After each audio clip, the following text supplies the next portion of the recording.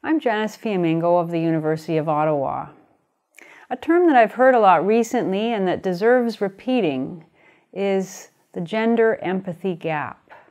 This is the striking and disturbing indifference of our culture toward the suffering of men and boys, in stark contrast to our evident concern for the suffering of girls and women. Recently, the term came to my attention through an excellent article by Glenn Poole, author of the book Equality for Men, which I highly recommend. In the article, Poole talks about the manner in which mainstream news sources ignore harms to men and boys, even when reporting on specific incidents or statistics in which their suffering would seem unavoidable. He points out that, for example, when a large number of men are killed, the media report on people killed. The sex of the victims becomes invisible. When women or girls are killed, in contrast, they are rarely, if ever, referred to as people. Their femaleness becomes part of the story because it is news when women and girls are harmed. It's not news when men and boys are killed or injured. Poole mentions, for example, that 9 out of 10 victims of police-related deaths are of men. 97% of workplace fatalities are male. The U.S. Interagency Council on Homelessness has estimated that 75% of homeless individuals are male. Men are 4 to 5 times more likely than women to commit suicide. 8 out of 10 violent deaths worldwide are male. Now imagine a scenario in which 97% of workplace fatalities were female.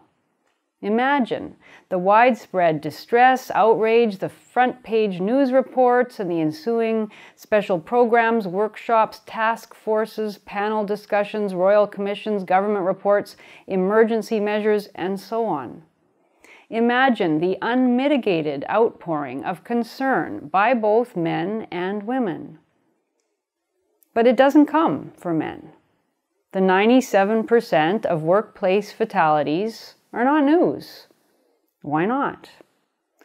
Well, why does our society have so much more trouble caring when men and boys suffer and die? Glenn Poole argues that we are all, men and women, collectively more tolerant of the harm that happens to men and boys. We simply value the lives of women more. That's why Poole points out that when approximately 95% of the UK prison population is male, we have gendered initiatives to reduce the impact of prison on women, but no gendered initiatives to reduce the impact of prison on men. That's why when Boko Haram captured Nigerian girls to be forced into sex slavery last year, a massive protest involving the First Lady of the United States was joined by leaders around the world demanding their return. Boys are routinely captured by Boko Haram to be used as child soldiers, abused and enslaved, and there's no similar outcry. What's more, boys and men are routinely slaughtered by Boko Haram, and it's barely news. Why this dearth of social concern? Partly it is the result of 50 years of feminist advocacy stressing male evil and women's innocent victimization. We're so used to thinking of women as the ones who suffer and men as the ones who cause the suffering that we can't really see male suffering. Feminism has always been about man's inhumanity to woman, and as a result, feminists and the rest of us don't recognize the full humanity of men. But feminism didn't create this asymmetrical concern out of nothing. It was already there in the DNA of our culture. Women and children first. Throughout history, men have died in war or sacrificed their bodies in labor so that women could be protected. In earlier times, the survival of the human race was predicated on the protection of women. And this was the genius of feminism, that it took an already existing concern for women and exploited it to women's advantage, all the while pretending that feminism opposed everything traditional society had meant for women. That traditional concern was why feminism encountered so little concerted resistance, and why so many men supported feminist demands.